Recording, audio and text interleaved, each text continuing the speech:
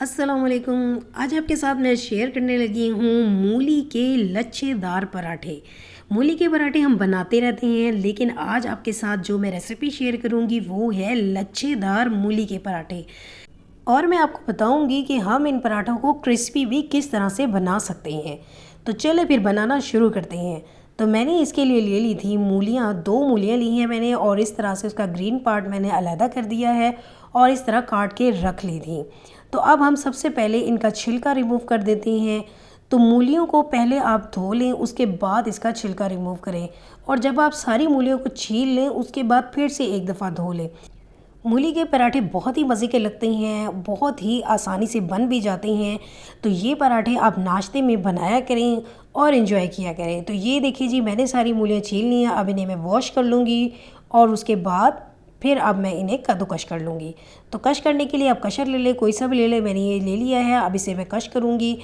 बस कश करते हुए आपने ये ध्यान रखना है कि आपने बारीक कशर लेना है, मोटा वाला नहीं लेना, क्योंकि जितनी बारीक अच्छे से कश हुई होंगी उतनी ही ज़्यादा फिलिंग इसकी अच्छे से बनेगी। तो ये मैंने सारी जो मूलियाँ हैं इनको कश कर लिया है। अब इसका जो इम्पॉर्टेंट पार्ट है वो ये है कि इसमें हो जाता है बहुत ज़्यादा पानी। तो अब इस पानी को निकालना ज़रूरी है। तो इस तरह से दोनों हाथों में रख के प्रेस करेंगे तो ये पानी इस तरह से निकल जाएगा। तो अच्छी तरह से निचोड़ना है ताकि पानी जो है वो सारा ही इसमें से निकल जाए। तो ये करना बहुत ज़रूरी है। अगर हम इस तरह से नहीं करेंगे तो क्या होगा, पराठे जो हैं वो सॉफ्ट बन जाएंगे, वो क्रिस्पी नहीं होंगे। इसलिए मूलियों का पानी निकालना बहुत ज़रूरी है। तो ये देखिए, ये सारी ड्राई हो गई हैं। अब इसमें बिल्कुल भी पानी नहीं है। तो ये देखिए, ये कितनी ड्राई हो चुकी हैं। अब हम इसमें डाल लेते हैं मसाले। तो इसके लिए मैं डाल रही हूँ आधी चम्मच पिसी हुई लाल मिर्च। तो आप ये मसाले अपने टेस्ट के अकॉर्डिंग डाल लीजिएगा। अगर आपको ज़्यादा मसालेदार खाना हो तो ज़्यादा मिर्चें डाल लें, वरना आप कम डाल लें। थोड़ी सी हल्दी, आधा चम्मच नमक, और इसमें मैंने साबुत ज़ीरा डाला है और कुटा हुआ धनिया डाल रही हूँ मैं 1.5 चम्मच। इसमें कुटा हुआ धनिया ही डालिएगा, पिसा हुआ ना डालिएगा। और इसके बाद बारीक कटी हुई हरी मिर्चें और हरा धनिया डाल दें। और जो बहुत ही अहम चीज़ वो है कसूरी मेथी। तो ये ज़रूर आपने डालनी है और थोड़ी ज़्यादा क्वांटिटी में डालनी है। तो मैंने यहाँ 3 से 4 चम्मच कसूरी मेथी के डाले हैं। इससे बहुत मज़ेदार फ्लेवर आ जाता है। मूली के पराठे में कसूरी मेथी आपने ज़रूर डालनी है। अब इसे हम मिक्स करेंगे। मिक्स करने के बाद ये सारा मिक्सचर रेडी हो गया है। तो अब हम ले लेते हैं आटा। तो ये देखिए, ये कितना सॉफ्ट आटा है। ये वही नॉर्मल आटा है घर में जो हम रोटी बनाने के लिए बनाते हैं। तो ये मैंने पहले से गूंद के रखा हुआ था। इसमें से एक मैं इस तरह पेड़ा ले लूँगी। ये मीडियम साइज़ का पेड़ा लिया है मैंने, बहुत बड़ा नहीं लिया। खुशका लगा के अब इसका मैं मीडियम साइज़ का पेड़ा बना लूँगी। और इसके बाद फिर हम इसे नॉर्मल जैसे घर में रोटी बनाते हैं उस तरह से बेलेंगे। तो वो मैं इसे बेल लेती हूँ। तो बेलने के बाद जब हम इस पर फिलिंग लगाएंगे तो फिलिंग लगाने से पहले आपने क्या करना है, एक साइड पे खुशका लगाना है और इसे पलट देना है। तो ये देखिए, ये मैं खुशका लगा रही हूँ और इसे मैंने पलट दिया। अब इस साइड पे हम फिलिंग लगा देंगे। वो इसलिए किया है ताकि जब हम फिलिंग उठाएंगे तो वो चिपके नहीं, इसलिए पहले नीचे मैंने खुशका लगा लिया है। उसके बाद जितनी क्वांटिटी में आपको फिलिंग करनी है वो करके हल्का हल्का इस तरह से प्रेस कर देंगे। और अब यहाँ पे देखना है आपने, मैं इसे फ़ोल्ड कैसे करी हूँ। थोड़ा सा इस तरह से, ये देखें, इस तरीके से आपने फ़ोल्ड करना है। इससे क्या होगा, इसकी लेयर्स बनेंगी और ये मूली वाला पराठा जो है वो लच्छेदार बन जाएगा। तो ये देखिए, इस तरह थोड़ा सा उठाना है, आगे को करना है और फिर पीछे। ये देखिए, इस तरह फ़ोल्ड करना है। ये इस तरफ से भी आप देख लें।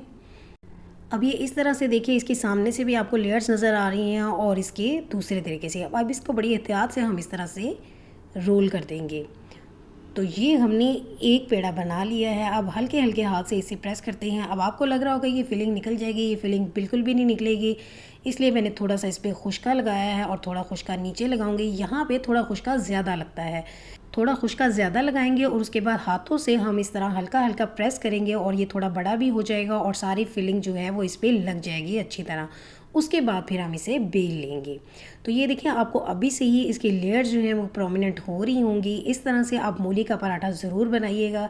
ये बहुत मज़ेदार बनता है और क्रिस्पी भी बनता है और लच्छेदार भी बनता है। तो तवा मैंने पहले से ही गर्म होने के लिए रख दिया था। अब उसके ऊपर मैंने हल्का सा घी लगा दिया है। अब हम ये पराठा रख देंगे। अब इसे हम कुक होने देंगे थोड़ी देर तक, 1 से 2 मिनट तक। और फ्लेम यहाँ मीडियम टू लो है, क्योंकि मैंने हमेशा ही आपको बताया है कि जब भी पराठे बनाएं मीडियम टू लो फ्लेम पे बनाएंगे तो उससे क्रिस्पी बनते हैं। तो ये देखिए, दूसरी साइड से मैं घी लगा रही हूँ। तो घी मैंने मेल्ट किया हुआ है इसलिए मैं घी लगा रही हूँ। आप ऑयल भी लगा सकती हैं, देसी घी लगा सकती हैं, जो आपको अच्छा लगे आप वो लगा लें। बस इसे हमने मीडियम टू लो फ्लेम पे 2 से 3 मिनट तक एक साइड से कुक करना है और 2 से 3 मिनट दूसरी साइड से कुक करना है, जब तक कि इसे गोल्डन कलर ना आ जाए। इसी तरह से ही ये बनते हैं मज़ेदार से क्रिस्पी पराठे। पराठे को हम लो फ्लेम पे और घी लगा के हल्के हल्के कुक करेंगे तो ही ये क्रिस्पी बनते हैं। तो ये देखें, ये क्रिस्पी होते जा रहे हैं। अब ये रेडी हो गया है, मैंने दोनों साइडों से कुक कर लिया था। इसका कलर ही आपको बता रहा है ये कितना मज़ेदार और क्रिस्पी हो चुका है। तो आपने मेरी ये रेसिपी ज़रूर ट्राई करनी है। रेसिपी अच्छी लगे तो अपने फ्रेंड्स और फैमिली में ज़रूर शेयर कीजिएगा। तो अब मैं आपको बताती हूँ इसकी लेयर्स बनी हैं या नहीं। तो पहले आप ये देखें, ये कितना क्रिस्पी है, ये देखने से ही लग रहा है। तो अब जब हम इसको इस तरह से प्रेस करते हैं तो इसकी लेयर्स जो हैं वो सारी प्रोमिनेंट हो जाएंगी। आपको खुद ही पता चल जाएगा कि हमने मूली वाला क्रिस्पी पराठा लेयर्स में कैसे बना लिया है। तो लच्छेदार ये किस तरह से बन गया, तो आपको जैसे मैंने फ़ोल्ड करना बताया है उस तरह से कीजिएगा।